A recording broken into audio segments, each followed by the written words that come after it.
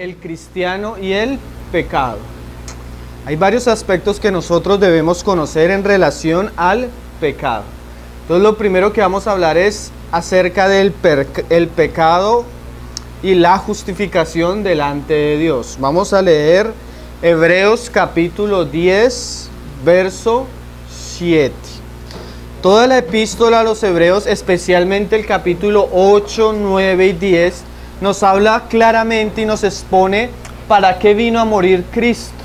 Nosotros debemos comprender la salvación y la obra de Cristo según lo que dicen las Escrituras.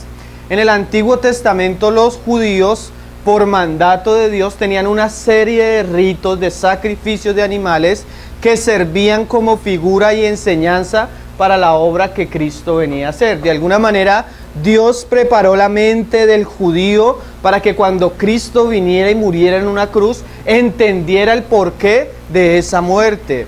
El mayor problema que tiene el hombre delante de Dios no es su economía, no es su estrato social, no es su familia, no es la educación, no es el dinero. El mayor problema que tiene el hombre es el pecado. Por causa del pecado es que nosotros vemos este mundo corrompiéndose y destruyéndose. Aún la misma naturaleza gime, pero su gemir es causado por el pecado que el hombre cometió y la maldición que eso trajo sobre esta tierra. Entonces la causa de todo mal es el pecado. Y Dios tenía que hacer una obra para poder recibir a esos hombres que en ellos había una naturaleza corrupta que los llevaba constantemente a pecar y a deshonrar la ley de Dios. Entonces Dios toma la decisión, aún desde antes de la creación, como un acto soberano de enviar a su Hijo Jesucristo en el cumplimiento de los tiempos. Y así como nos lo prefiguraban los sacrificios de los animales, poderle otorgar perdón al judío que se apegara al sacrificio y por medio de ese perdón poderlo recibir. Entonces de eso viene hablando el autor de la epístola y vamos a entender nuestra relación con el pecado en cuanto a la justicia eterna de Dios. Entonces mira lo que dice Hebreos 10, verso 7. Entonces dije, hablando el Señor de una manera profética en un salmo: he aquí que vengo, oh Dios, para hacer tu voluntad, como en el rollo del libro está escrito de mí. Porque habían muchas promesas que nos hablaban acerca de lo que venía a ser Cristo. ¿Y qué decía esto? Diciendo primero: sacrificio y ofrenda y holocaustos y expiaciones por el pecado no quisiste ni te agradaron. Porque eso era lo que hacían los judíos. Hacían y aún hacen los que todavía no han creído en Él. Sacrificando animales, celebrando fiestas, para de alguna manera a través de todos esos rituales poderse acercar a Dios. Pero el pecado era tan abundante en los judíos que aquellas fiestas y aquellos ritos se volvieron abominables al Señor. El Señor decía en los profetas: estoy hastiado de vuestros sacrificios, estoy hastiado de vuestras fiestas solemnes, porque aunque ofrecían un rito religioso, constantemente manchaban la presencia de Dios con sus pecados. Entonces eso que aún mandó Dios por causa del pecado del hombre se volvió totalmente corrupto y desagradable a Dios. Pero entonces Dios, que nos ama y que no quería dejar al hombre en sus pecados, hace algo: prepara un cuerpo para nuestro Señor Jesucristo y en el cumplimiento del tiempo lo envía y dice: las cuales cosas se ofrecen según la ley. Pero ya el Señor ya ni gustaba de la ley. No porque la ley fuera mala, sino porque los hombres habían profanado esa ley de Dios. Y dice, y diciendo luego: he aquí que vengo, Dios, para hacer tu voluntad. Quítalo primero para establecer esto último. O sea, el Señor viene para quitar todo lo que traía la ley y establecer algo nuevo. ¿Qué es eso nuevo? Y en esa voluntad, en la voluntad de Cristo, somos santificados, declarados santos, declarados inocentes. ¿Cómo?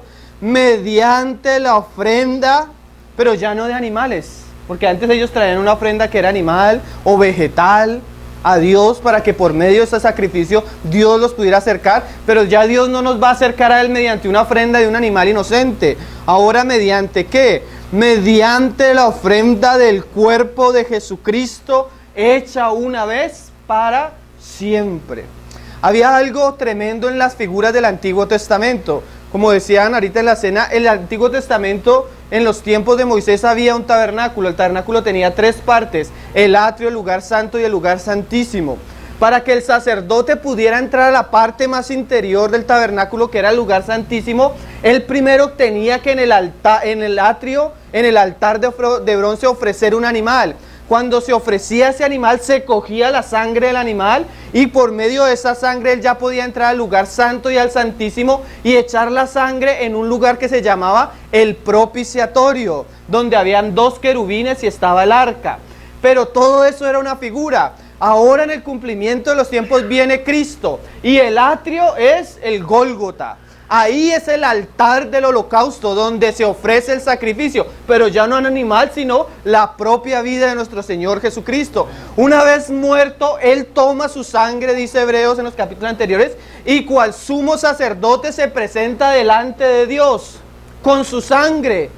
Y ahora ya no viene con la sangre al Santísimo, sino al mismo trono de Dios con su propia sangre. Y le dice: Padre, este es el precio de los pecados de todo el mundo.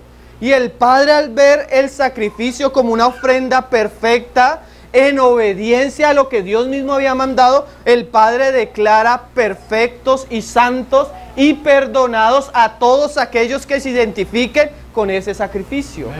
Lo que no pudieron hacer millones de sacrificios de animales, ahora Cristo, con un sacrificio de una vez y para siempre, ha quitado el pecado delante de Dios que nos acusaba. Y aquellos, como en el Antiguo Testamento, que pongan la mano sobre el animal y se identifiquen con el animal, que ya no es un animal, un cordero, una paloma, sino es Cristo mismo, esos hombres van a recibir perdón.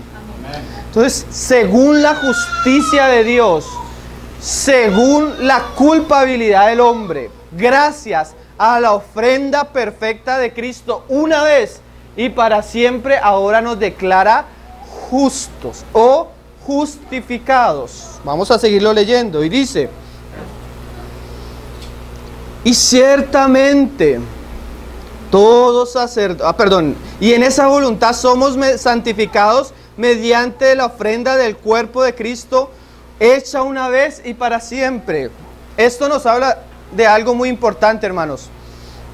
Si Cristo murió y el pago del pecado fue pagado totalmente, ya nosotros no tenemos que hacer nada delante de Dios por el pecado, porque ya fue saldado. Es una deuda que Él pagó para siempre. Esa palabra para siempre nos habla de eternidad. Ahorita vamos a ver una figura en Apocalipsis 5 que nos va a ayudar a entender un poco este lenguaje. Y dice: y ciertamente todo sacerdote está día tras día ministrando y ofreciendo muchas veces los mismos sacrificios que nunca pueden quitar los pecados. Pero Cristo, habiendo ofrecido una vez para siempre un solo sacrificio por los pecados, se ha sentado a la diestra de Dios. De ahí en adelante esperando hasta que sus enemigos sean puestos por estrado de sus pies. Porque con una sola ofrenda hizo perfectos para siempre a los santificados. ¿Con cuántas ofrendas? Con una. ¿Cuánto tiempo? Para siempre. Entonces, el sacrificio de Cristo tiene el poder para quitar el pecado delante de Dios. Miren esta frase, hermanos: para siempre. Eso es lo que Pablo estudia en el libro de Romanos, en el capítulo 3, 4, 5, hablándonos que con el sacrificio de Dios en la persona de Cristo, Dios nos ha justificado. ¿Qué es eso de justificar? Nos ha declarado inocentes. Ha quitado toda la culpa que recaía sobre nosotros y nos ha declarado una persona justa delante de Él. ¿Por qué? ¿Por lo que nosotros hayamos hecho? No, por el sacrificio de Cristo. Esto es muy serio porque el Señor le está hablando a personas que, habiendo creído en la obra de Cristo, estaban volviendo a su religión pasada y estaban ofreciendo por sus pecados. Es como el cristiano que ya cree, entre comillas cree que Cristo murió por él, pero de alguna manera cree que tiene que hacer otras cosas por su pecado. ¿Qué está haciendo este cristiano? Profanando la sangre de Cristo. ¿Por qué? Porque no ha entendido el valor que tiene la sangre delante de Dios. Hay cristianos que tú los ves 5, 7, 10 años y todavía están llorando por sus pecados pasados. ¿Qué ha pasado con este cristiano? Él, su conciencia lo atormenta porque no ha sido consciente que Dios ya cargó el pecado en la cruz de Cristo. Hay hermanos que dicen, bueno, yo soy consciente que cuando yo creo en Cristo, mis pecados son perdonados. Pero ¿qué pasa cuando vuelvo a pecar?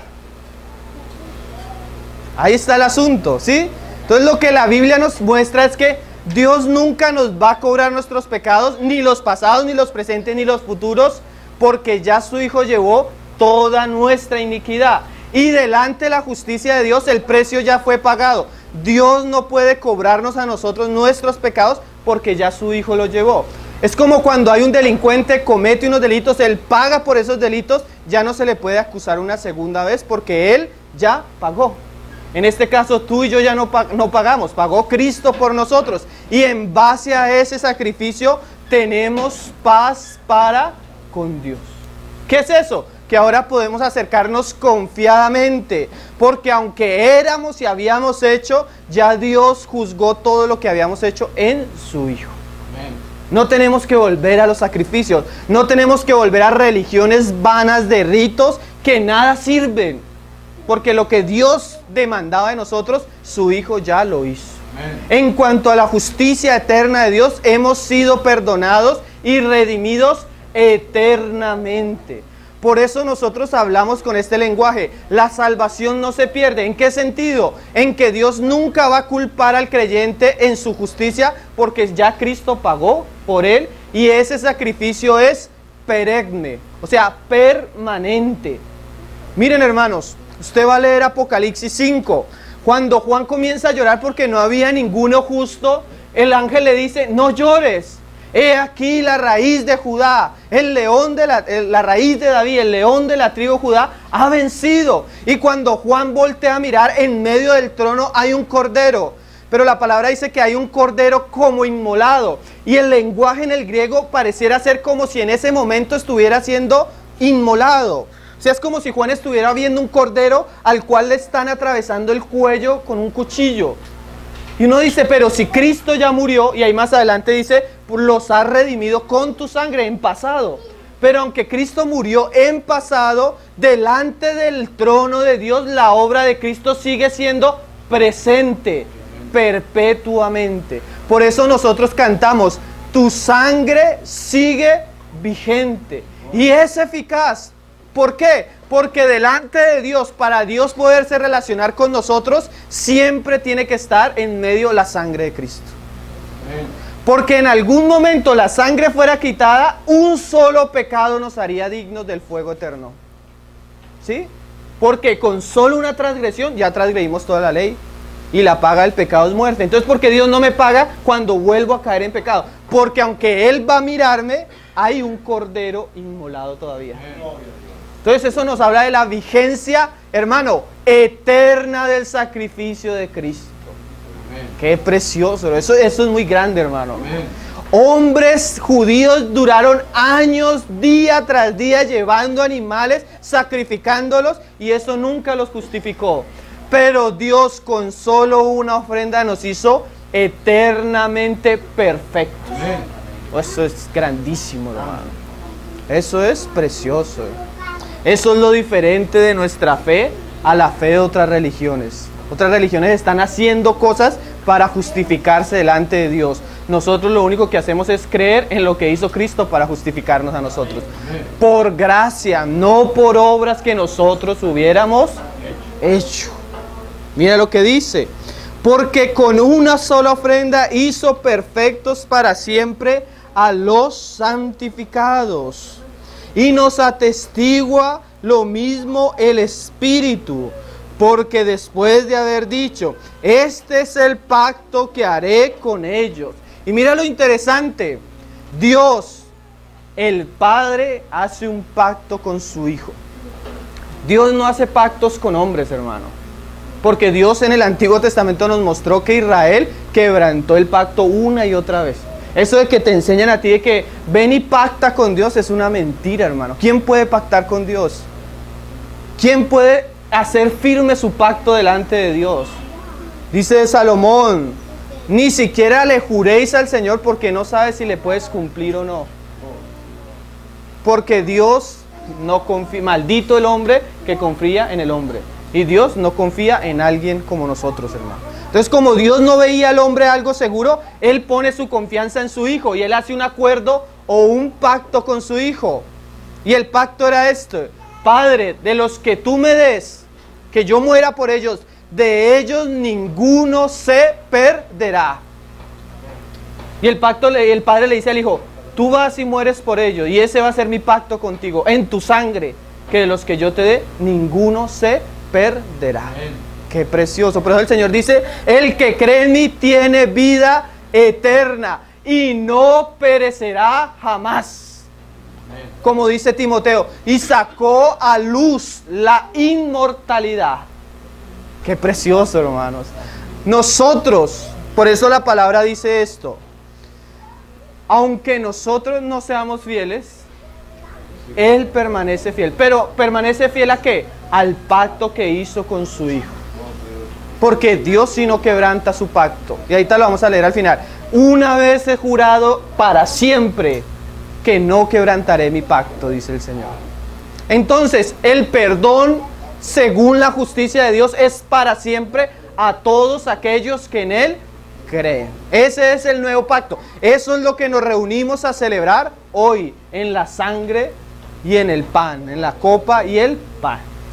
Pero entonces tenemos otro problema. Entonces, hermano, ¿qué pasa con el cristiano que ya siendo salvo, siendo redimido, siendo perdonado, peca? Porque la Biblia también nos habla de esto. Y lo que estamos diciendo no es para que tú tengas excusas para pecar. Entonces vamos a leer qué dice la Biblia en relación ya al pecado, no en cuanto a la justicia de Dios, sino el pecado en cuanto a el caminar del creyente. Entonces vamos a leer varios pasajes. Vamos a leer Primera de Juan, capítulo 1, verso 6. Cuando un cristiano peca, no pierde su salvación, porque su salvación está no en la base de lo que el cristiano hizo, sino en la base de lo que Cristo hizo y el pacto del nuevo pacto. El pacto del nuevo pacto, así es. Pero cuando un cristiano peca, su pecado primeramente rompe su comunión con Dios. Nuestro pecado no nos afecta eternamente, pero sí afecta nuestra relación con Dios. Vamos a leerlo.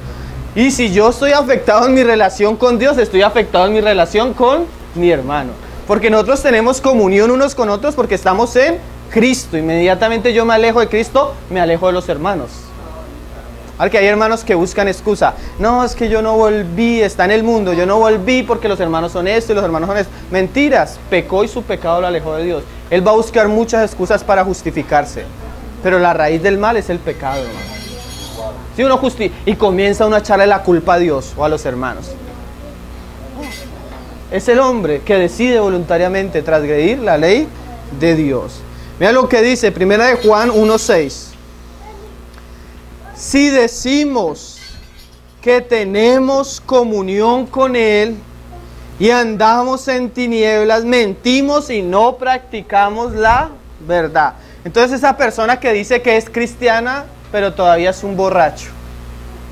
Que es cristiana, pero está en adulterio. Ella dice que es cristiana, pero está mintiendo. Porque una de las características de un verdadero cristiano es su actitud hacia el pecado.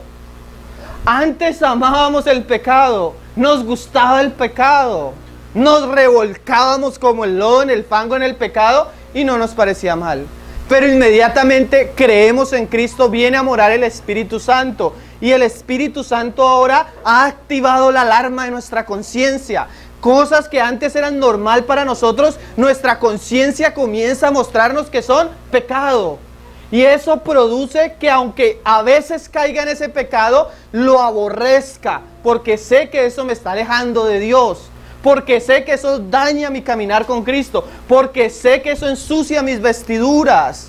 Entonces, a veces peco, porque si decimos que no hemos pecado, somos mentirosos también. Pero ya no gusto del pecado. Si tú todavía gustas del pecado, es porque todavía no eres creyente, hermano. El cristiano se caracteriza porque aborrece el pecado. aunque a veces caiga en él, hermano. El cristiano que todavía ama el pecado es que no es cristiano, hermano. Una vez un joven le dijo a un hermano, tuve un encuentro con Dios. Y el hermano le dijo, hermano, ¿y tuviste un encuentro con tu pecado? Porque definitivamente para podernos acercar a Dios, lo primero que hay que quitar es el pecado. Y nuestra conciencia se vuelve, wow, antes no notábamos y ahora nuestra conciencia se vuelve sensible, terriblemente sensible al pecado. Antes hacíamos y no nos dábamos cuenta, pero ahora hasta un pensamiento, ya entendemos la alarma de Dios. Y pecamos y se va la paz. Por dentro un desazón. ¿Por qué? Porque ya el cristiano no peca o no gusta el pecado. ¿Por qué? Porque el Espíritu Santo mora en él. Amén. Y mira lo que sigue diciendo. Entonces si decimos, pero si andamos en luz, como Él está en luz, tenemos comunión unos con otros. Y la sangre de Jesucristo, su Hijo, nos limpia de todo pecado. Esto es preciosísimo, hermano. Usted no ha tenido la experiencia de que ha pecado. Y a veces cuando uno cuando ha pecado siempre llega el diablo. Pero ¿para qué le va a hacer coqueteo al diablo? Usted que dice que es cristiano y va a reunión y vuelve a pecar. Y el diablo de alguna manera usa el pecado para alejarnos. Pero lo primero que deberíamos hacer cuando pecamos es tratar de buscar la comunión con los hermanos. Porque hay algo misterioso. Tú puedes llegar acá sucio, sin paz, así turbado, pero comienzan los hermanos a orar. Y comienza a cantar la iglesia. Y algo misterioso está pasando. ¿Saben qué hacían en el Antiguo Testamento? El sacerdote cogía la sangre y comenzaba a aspersarla. Nosotros no nos damos cuenta, pero espiritualmente algo está pasando. La sangre comienza a limpiarnos. Y pasamos de estar desesperados a tener paz. De estar callados y mudos a poder cantar y orar. ¿Qué es eso? Dios está ministrando la sangre de su Hijo en medio de la comunión. Amén. Lo peor que tú puedes hacer cuando pecas es apartarte de la comunión. Porque ahí Satanás va a venir contra ti y te va a destruir. Pero cuando el pueblo de Dios está reunido, ahí envía Dios bendición y vida eterna. Amén. Qué precioso, ¿no, hermanos? Pero, seguimos leyendo. Y dice, si decimos que no tenemos pecado, nos engañamos a nosotros mismos y la verdad no está en nosotros. Pero ¿qué pasa si pecamos? ¿Qué debemos hacer? Si confesamos nuestros pecados. Hoy, hermano, lo más terrible para un creyente es cargar con un pecado que no confiesa. Unos hermanos siempre cuentan la anécdota. Hay 2 niños en la granja de los abuelos. Un niño sin darse cuenta tira una piedra y mata a un pato. La hermana le dice, le voy a contar a mi abuelo que mató al pato. Y el niño, no, por favor. Entonces la abuela manda a la niña y le dice a la niña, mijita, quiero que te pongas a lavar la loza. Entonces dice la niña, no, abuela, mi hermano la va a lavar por mí. Y el niño, no, le cuento a mi abuela lo del pato. Mijita, que vaya y haga el oficio de la casa. No, mi hermano lo va a hacer por mí.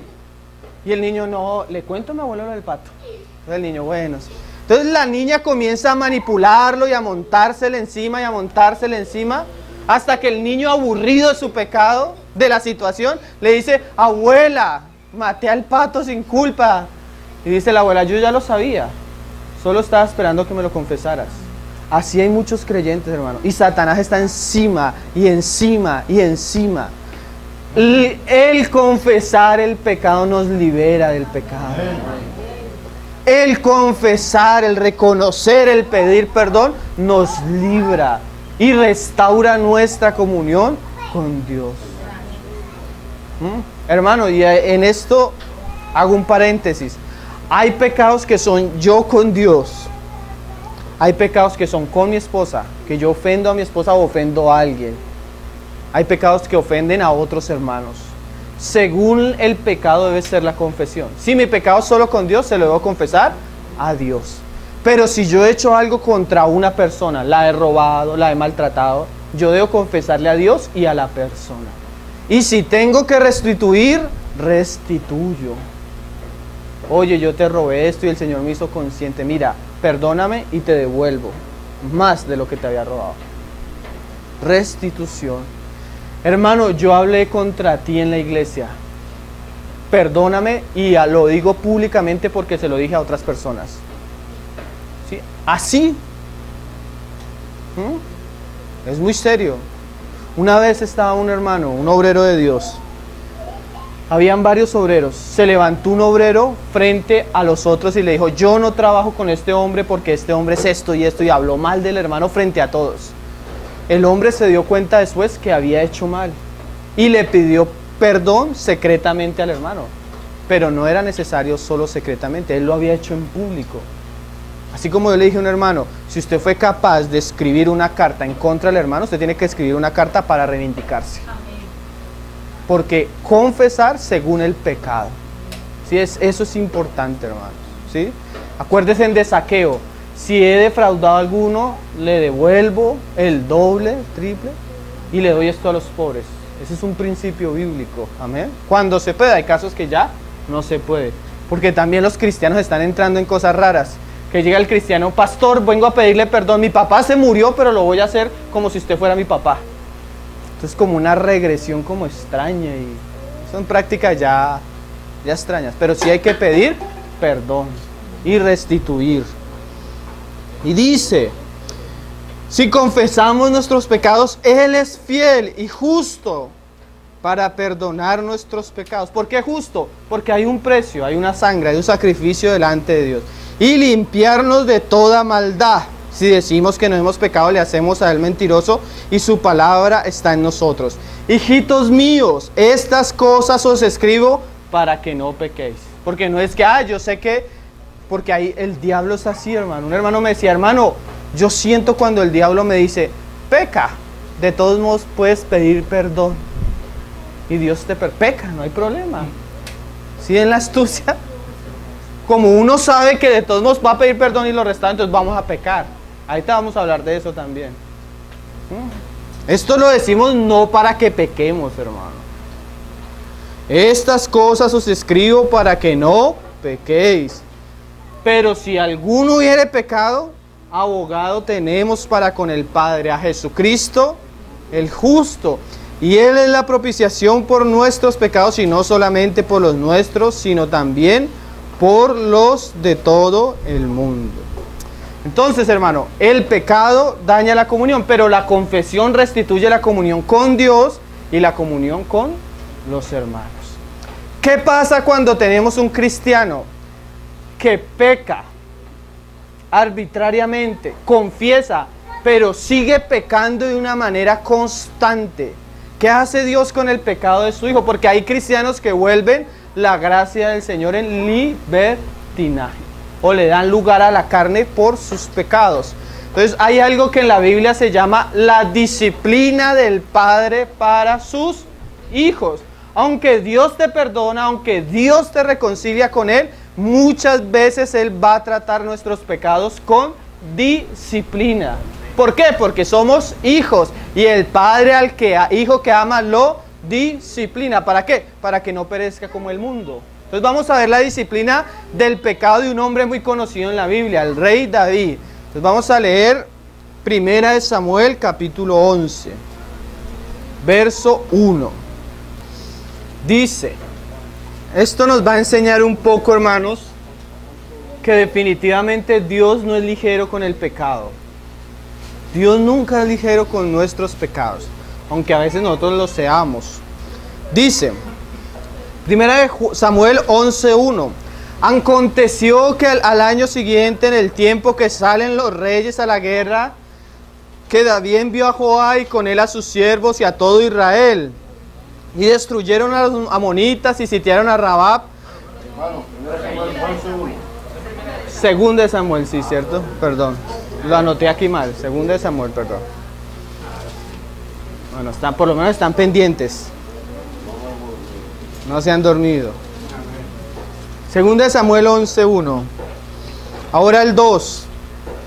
Pero David se quedó en Jerusalén, y sucedió un día al caer la tarde que se levantó David de su lecho y se paseaba sobre el terrado de la casa real, y vio desde el terrado una mujer que se estaba bañando, la cual era muy hermosa. Mira la situación. Está el rey David en una época de guerra. donde deberían los reyes salir a pelear, y David se queda durmiendo. Eso fue lo que le dijo el Señor a Pedro y a sus discípulos, cuando los puso a orar y se quedaron durmiendo. El Señor les dijo, a la verdad, la carne es débil, pero también el espíritu está dispuesto.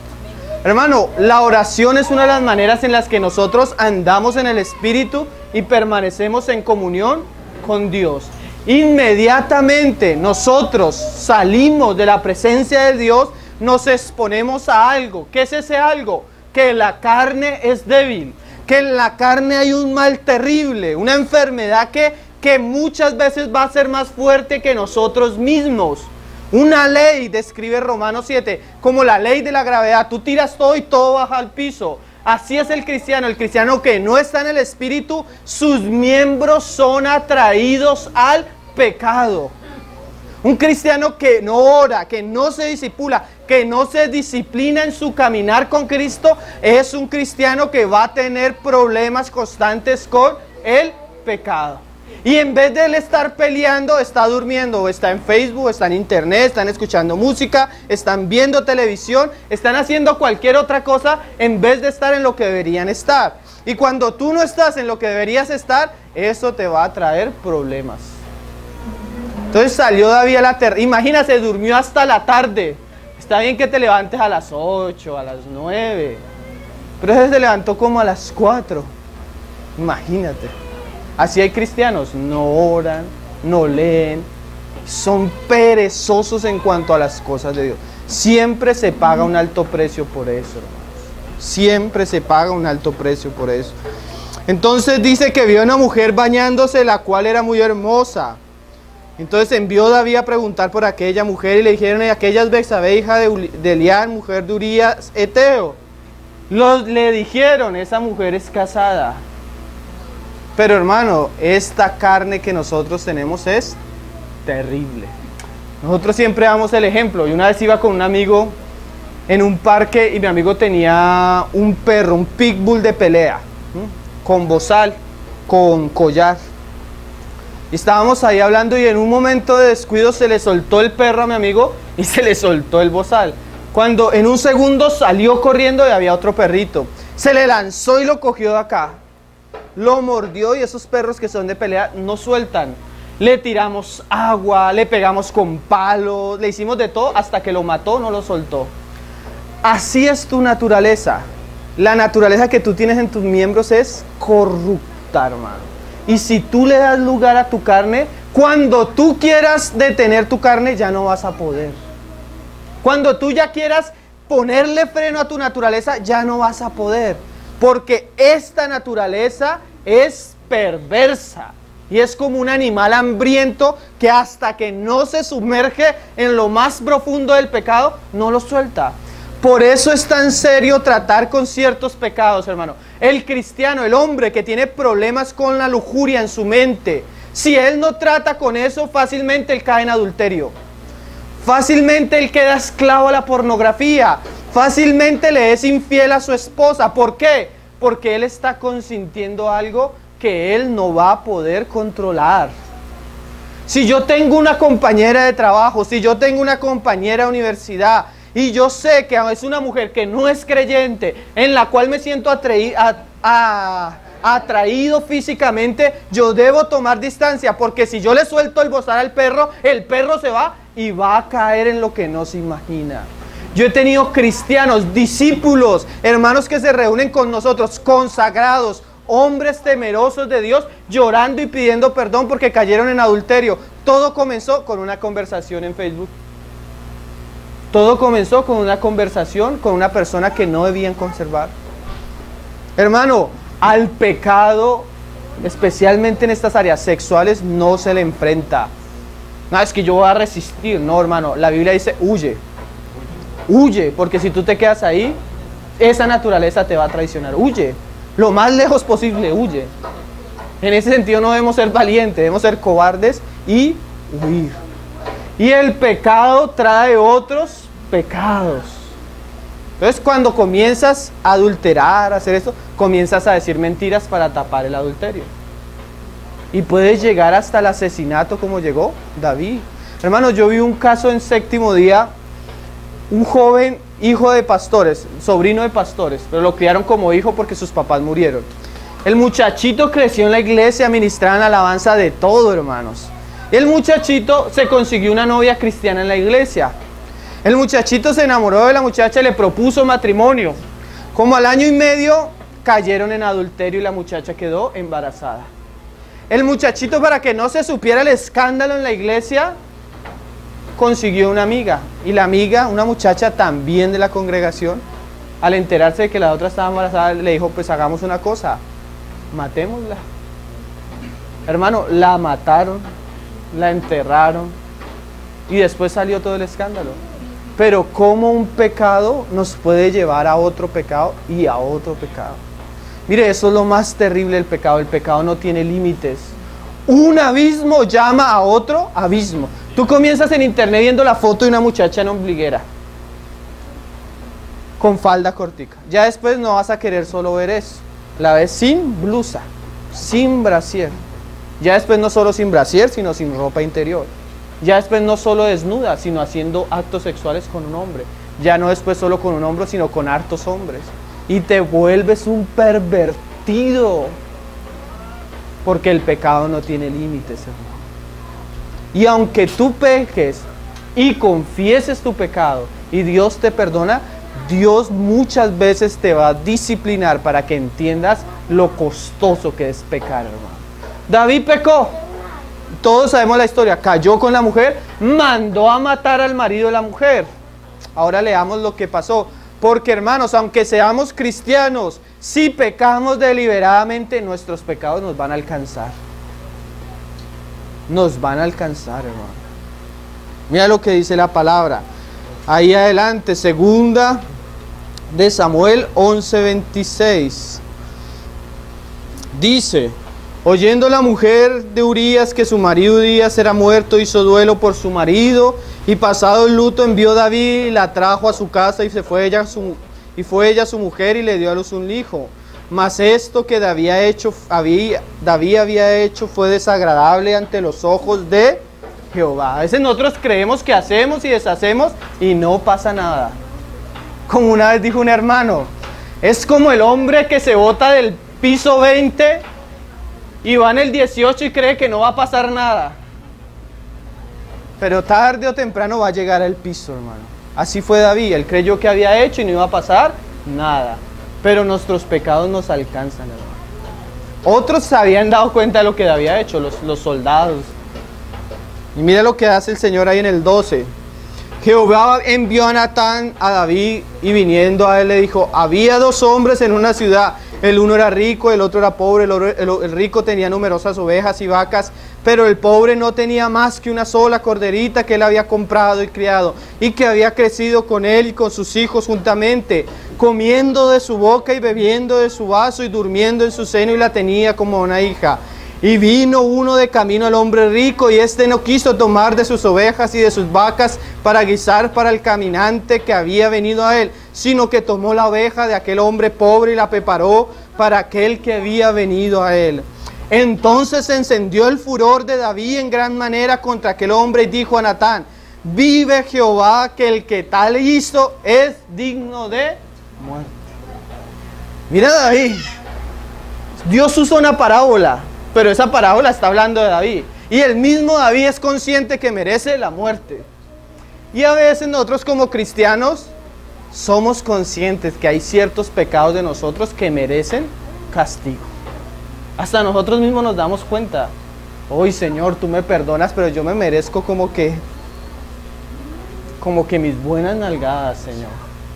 Yo me lo merezco. Y el Señor sabe que no lo merecemos.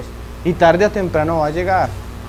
Y va a destapar el pecado. Miren, hermanos, porque nosotros podemos tapar el pecado, pero Dios, cuando la persona no confiesa su pecado, lo saca a la luz. Yo tuve una experiencia bien vergonzosa recién convertido.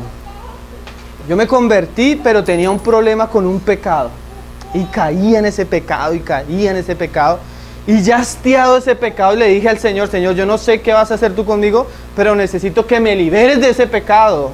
Y yo lo hacía en secreto y nunca lo confesé. Un día me llamó una hermana a una reunión. Hermano, te invitamos a una reunión. Yo no sabía para qué era la reunión.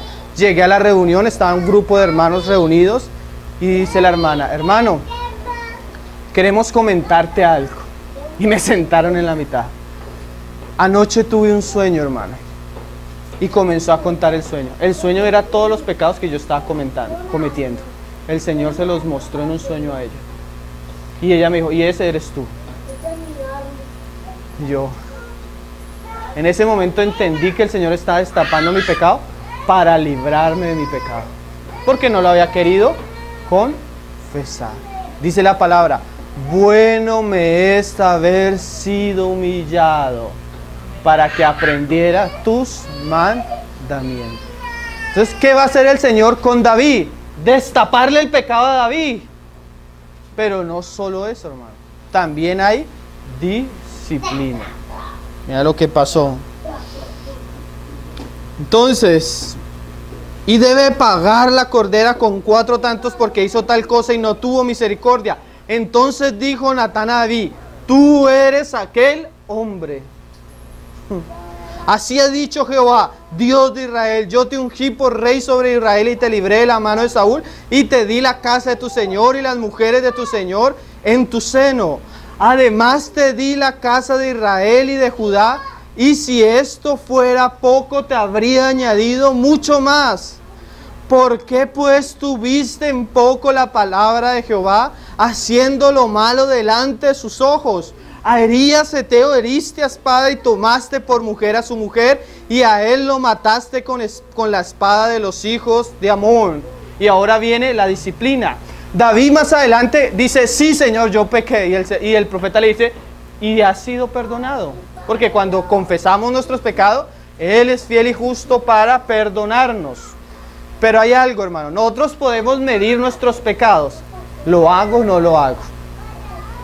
Pero digamos, decidí hacerlo. Yo puedo medir mi pecado y entregarme al pecado como yo quiera. Lo que yo no puedo es medir las consecuencias. Esas las decide Dios.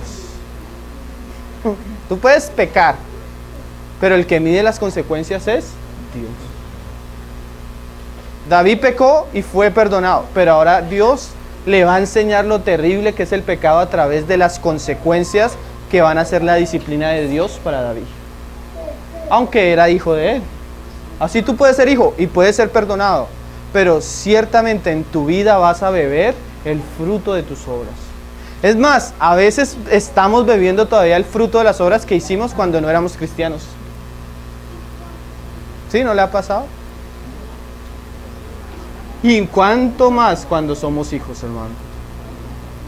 Entonces, como tú no tuviste temor de matar a un hombre, por lo cual ahora no se apartará jamás de tu casa la espada. Mira lo serio.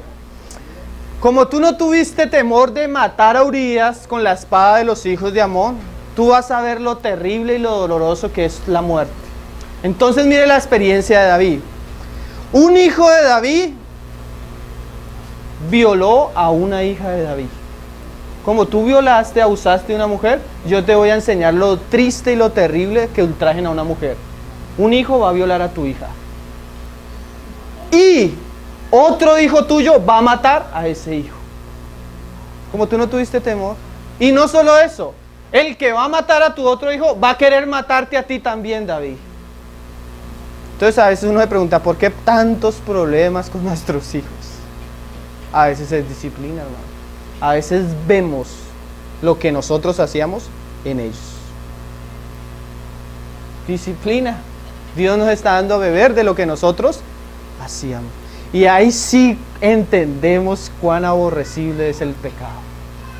Porque a veces cuando yo veo el pecado en mí no lo veo tan malo, pero cuando lo veo en alguien cerca, uy, cuán terrible se vuelve el pecado, ¿no? Porque a veces aprendemos más de lo que vemos en los otros, pero ya el Señor no nos lo permite ver en otros, sino en los nuestros.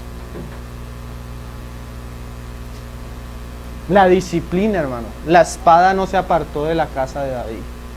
Muertes terribles. ¿Por qué? Porque eso fue lo que él sembró. ¿Y era un hombre conforme al corazón de Dios? Sí. ¿Dios lo perdonó? Sí. Pero la disciplina le iba a enseñar a David. ¿Cuán terrible es este pecado? El asesinato. Y tomaste por mujer a su mujer, y a él lo mataste con la espada. ¿Estamos en él? En el 10. Por cuanto me menospreciaste y tomaste la mujer de Urías Heteo para que fuese tu mujer. Así ha dicho Jehová: he aquí yo haré levantar el mar sobre ti de tu misma casa, y tomaré tus mujeres delante de tus ojos, y las daré a tu prójimo, el cual yacerá con tus mujeres a la vista del sol. Mira lo terrible. Tú adulteraste con ella en lo secreto, pero yo te voy a enseñar lo terrible que es el adulterio. Y tus propios hijos, porque eso lo hizo Absalón, va a tomar tus mujeres y va a fornicar en la terraza del palacio a la vista de todos los hombres. Uy, hermano, eso es terrible. Hay un pasaje que dice algo así: a los hombres que les son desleales a la mujer de su juventud les dice Dios esto: así como tú fuiste desleal a la mujer de tu juventud, así parafraseándolo, yo te voy a enseñar algo, dice el Señor. Tus hijas serán como unas rameras, y las esposas de tus hijos se acostarán con cualquiera. ¿Por qué? ¿Te gusta el adulterio? Yo te voy a enseñar lo terrible que es el adulterio, con tus hijas y con las esposas de tus hijos. Uf, terrible, hermano. Terrible, ¿no le parece eso terrible, hermano? Yo conocí un hombre, un día me fue a hacer un arreglo de gas a mi apartamento. El hombre, nosotros teníamos una vecina que era muy bonita, y el hombre la vio como un animal, hermano. Así como dice, como un caballo rechinante, dice la Biblia. Comenzó a decirle y a mirarle y a decirme cosas, y yo, uy, qué hombre tan pervertido. Hasta ni lo contraté por esa actitud de él. A los días pasé y el hombre tiene su negocio ahí en el barrio, y la hija del hombre, una niña como de 12 años, lo más de bonita, embarazada. Y me acordé de ese pasaje. Porque para ti es muy fácil el adulterio. El Señor le está permitiendo vivir con su propia hija. Eso enseña mucho, hermano. Eso es disciplina. Eso es el pago de nuestros pecados, cuando lo hacemos naturalmente. Miren, hermanos, aunque Dios nos puede perdonar, restaurar nuestra comunión con Él, el pecado trae consecuencias terribles. Terribles, hermano. No solo sobre ti, sobre los tuyos. Cuando tú te olvidas del mandamiento del Señor, del temor a Jehová, ¿saben qué decía Oseas? Por cuanto tú te olvidaste de mi ley, yo también me olvidaré de tus hijos. ¿Sí es lo serio que es el pecado? La transgresión. Y dice: porque tú lo hiciste en secreto, mas yo haré esto delante de todo Israel y a pleno sol. Entonces dijo David a Natán: pequé contra Jehová. Y Natán dijo a David: también a Jehová ha redimido tu pecado, no morirás. El Señor no lo iba a juzgar con la muerte, pero sí iba a beber la disciplina de Dios. Hermano, y a veces la disciplina de Dios tiene un tiempo. En otra situación, David hacía un censo. ¿Sí se acuerdan de ese pasaje? Y viene la espada de Jehová matando al pueblo, y David se pone y ofrece un sacrificio, y le dice después el profeta: bueno, escoge delante de tus enemigos una hambría, una sequía, o 3 días, no me acuerdo los días, 3 días en la presencia de Jehová con la disciplina. Dijo David: no, delante del Señor, porque el Señor tiene misericordia. Pero esta disciplina tenía un tiempo. A veces nuestra disciplina tiene un tiempo. Y hasta que no se cumpla ese tiempo, Dios no quita su mano tratadora, disciplinadora de nosotros. Y somos hijos. Vamos a leer unos casos en el Nuevo Testamento, hermanos, ¿sí? Primera a los Corintios, capítulo 5, verso 1. Dice, Primera a los Corintios 5, 1. De cierto se oye que hay entre vosotros fornicación, porque a veces aunque las personas quieran ocultar el pecado, sale. Y tal fornicación cual ni aún se nombra entre los gentiles, tanto que alguno tiene la mujer de su padre, o sea, posiblemente se haya metido con su madrastra. Imagínate el pecado tan grotesco. ¿Y saben qué era lo peor? Que llegaban cogidos de la mano a la reunión y nadie les decía nada. Miren, hermano, en la iglesia no se le puede ser tolerable al pecado, y menos al pecado visible. Nosotros debemos llamarle pecado al pecado, y cuando hay necesidad de poner disciplina hay que ponerla. Que el jovencito que tocaba la alabanza cayó en adulterio. Sí, el Señor lo perdona y lo restaura, pero hermano, suelte la guitarra y siéntese de atrás por un buen tiempo. Hermano, no se puede tolerar el pecado, porque cuando permitimos el pecado, se cae. Mire, hay un pasaje en Eclesiastés que dice algo así: cuando en el pueblo no se corrigen a los malos, el pueblo se desenfrena. Nosotros tuvimos esta experiencia. Un jovencito novio de una jovencita en la iglesia. El jovencito de la alabanza. El jovencito entró a la universidad y le fue infiel a la muchacha y cayó en adulterio, en fornicación con una muchacha en la universidad. El escándalo mayor porque la familia de la muchacha se metió en un problema con la familia del muchacho. El hombre, no, pero ¿cómo me van a acusar? La iglesia no tiene amor, no tiene misericordia, porque no lo dejaban seguir tocando la guitarra. Pero nadie nunca le dijo nada al muchacho. ¿Saben qué pasó? El hermano de él cayó en lo mismo. Porque cuando no se ponen precedentes en el pecado, los que están detrás lo siguen cometiendo. Por eso es tan terrible cuando un pastor cae en adulterio. Aunque el Señor lo perdone, ese hombre no debería ser puesto más a pastorear, porque el pastor debe ser irreprensible.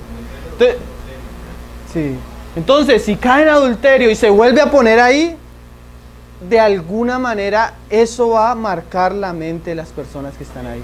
Y van a ver el adulterio como algo no tan grave. Entonces se va a desenfrenar en ese pecado. ¿Sí ven lo terrible? Entonces hay que corregir el pecado. Y debe haber disciplina cuando en la iglesia se sale a la luz un pecado como eso.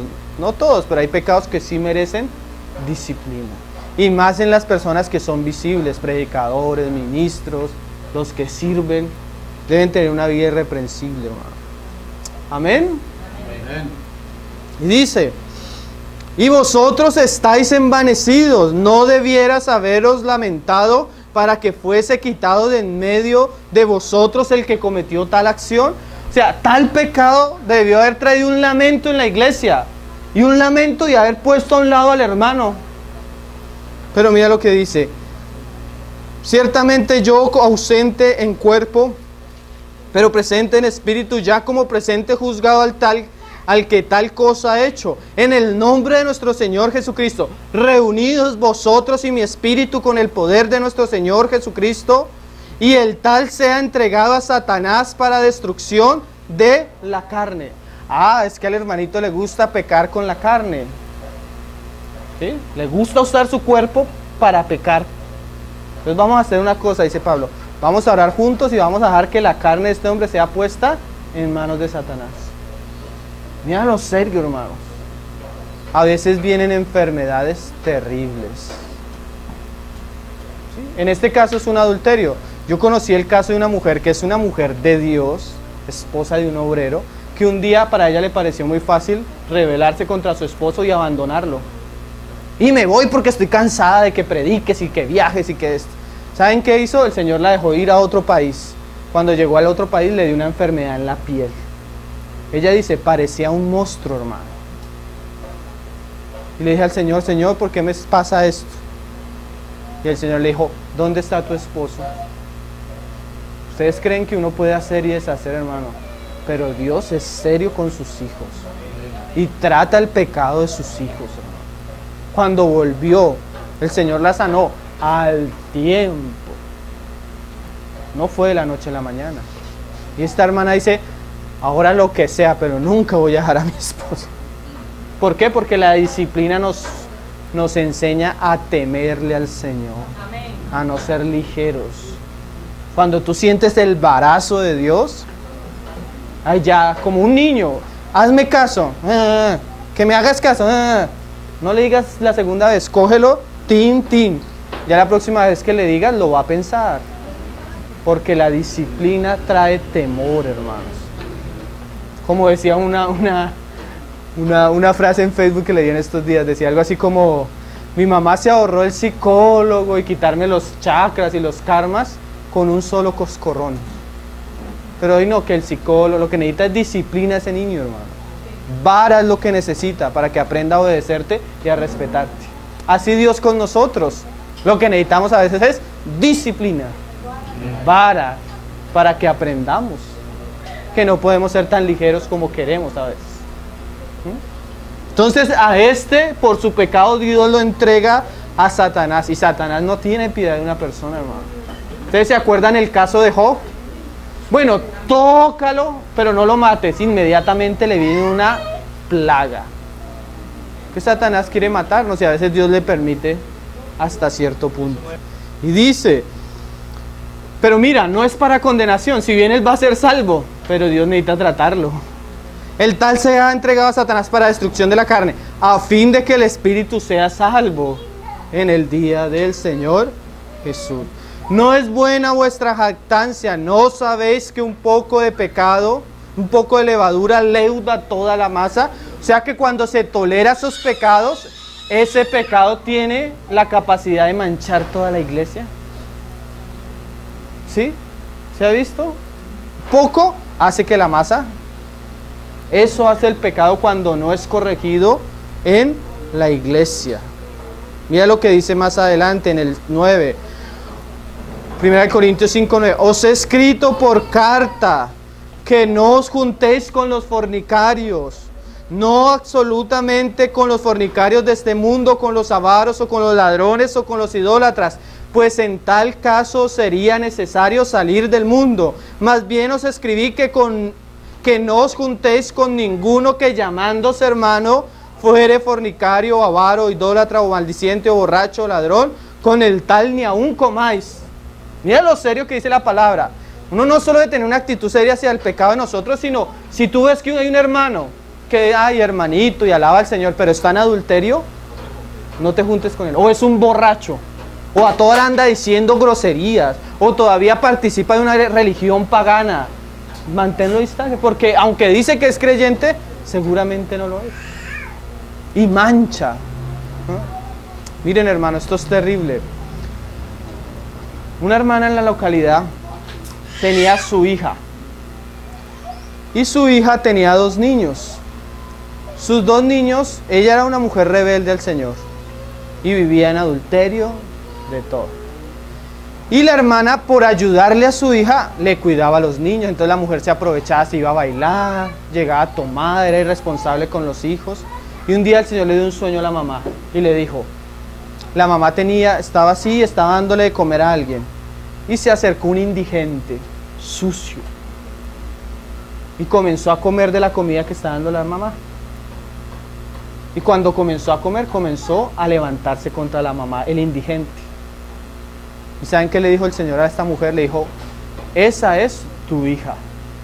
Tú permites el pecado de tu hija, tú toleras el pecado de tu hija. Y ella se está robando muchas de las cosas que deberían ser para mí. ¿Por qué? Porque ella estaba tolerando el pecado de su hija, que era rebelde contra Dios. Y estaba permitiendo que esa hija rebelde ensuciara a los otros hijos de esta mujer. ¿Sí ven lo serio que es? A veces tenemos que cortar con los vínculos más naturales, porque el pecado siempre trae mal, hermano. Así sea un familiar. Hay hijos, miren, nosotros tenemos el caso de hermanas que teníamos el caso de una hermana que su hijo era un ladrón, hermano. Un hombre de 30 años, sáquelo de su casa, hermana. No, pero ¿cómo va a sacar al niño? Entonces el niño de 30 años era un ladrón. Hasta que terminó en la cárcel. Y ahí sí llore y llore, pero si ella le guardaba las cosas robadas. Miren, hermanos, a veces nos hemos vuelto tan ligeros con el pecado. Como nos contaba una hermana en el campamento de Cartagena. Un día le llegó su hijo como de 12 años. Mamá, me encontré una grabadora. Cogió y se metió y sacó un cable ahora me explicas de dónde sacaste esa grabadora. No, mamá, es que... Explícame de dónde sacaste la grabadora. Que es de un amigo. Camine para donde mi amigo y me dice quién se la dio. Le dio cable hasta que lo llevaron de su amigo. Nunca más su hijo le volvió a llegar con algo robado a su casa. Pero es que a veces toleramos el pecado, hermano. Mire, yo tenía una caja de CDs de música así. Un día la dejé y me descuidé. Mi mamá ya era creyente. Cuando llegué solo encontré pedacitos. A veces los papás permiten el pecado en sus casas, hermano. Hay que tener mucha seriedad con el pecado, porque la paga del pecado es muerte y muerte espiritual a veces. No absolutamente con los fornicarios de este mundo, con los avaros o con los ladrones o con los idólatras, pues en tal caso sería necesario salir del mundo.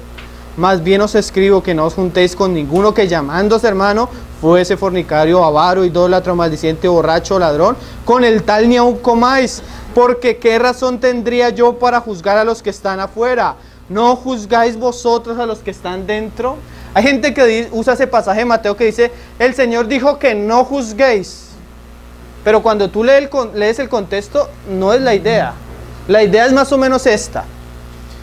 Dice, no juzguéis para que no seas juzgado, porque si tú tienes una viga así de grande y vas a quitarle algo pequeño a tu hermano, pero dice el Señor, quita tú la viga y después de que veas bien, ahí sí quítale a tu hermano la esta. O sea, después de que yo trato con mi pecado, yo voy a tener una actitud mansa porque yo sé que es el pecado, pero esa actitud mansa me va a capacitar para decirle a mi hermano, oye hermano, ten cuidado porque eso es pecado, y eso lo juzga el Señor. Entonces sí hay que juzgar, pero primero a nosotros mismos. Y después que nos juzgamos a nosotros mismos, somos llamados a juzgar. Porque ahí más adelante lo dice, ¿acaso ustedes no van a juzgar a los ángeles? ¿Cómo no podéis juzgar las pequeñas cosas entre vosotros? O sea que sí hay que juzgar. Pero es un juicio en la palabra, ¿sí?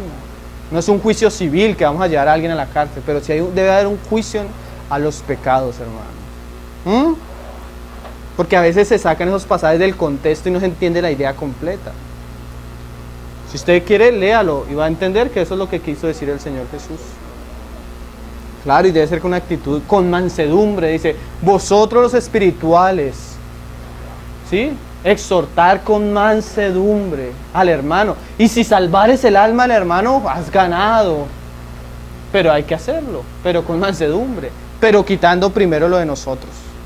En Estados Unidos había una época de unos escándalos de unos pastores muy terribles, hermano.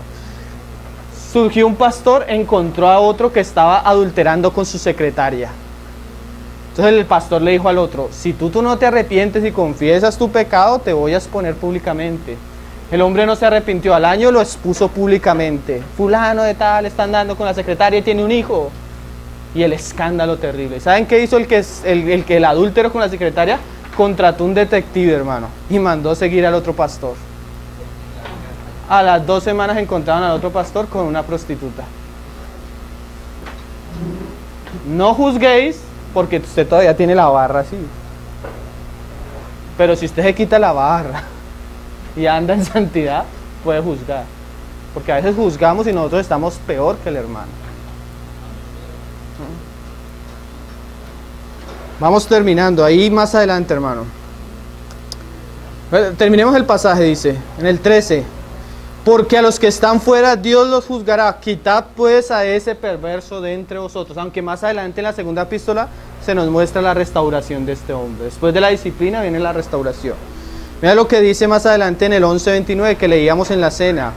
Dice, porque el que... 11:29. Porque el que come y bebe indignamente sin discernir el cuerpo del Señor, juicio come y bebe para sí.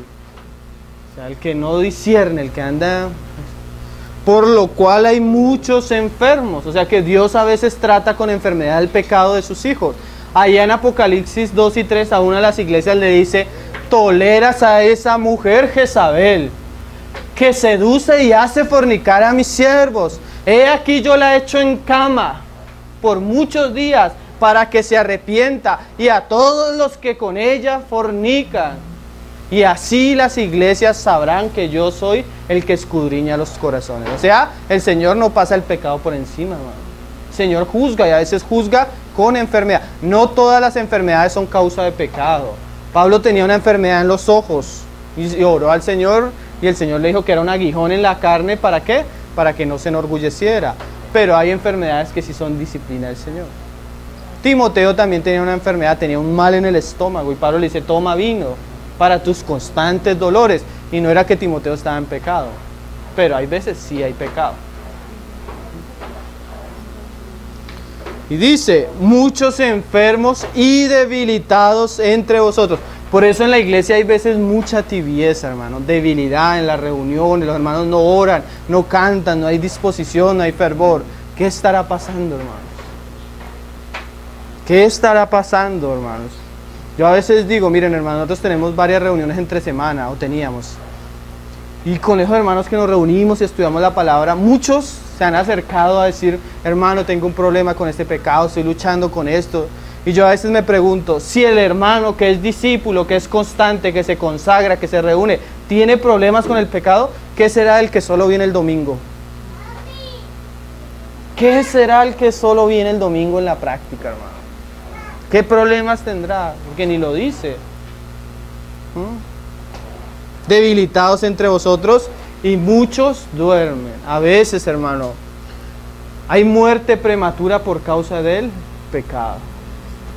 La Biblia nos da varios ejemplos. Ananías y Zafira tentaron al Señor, murieron inmediatamente.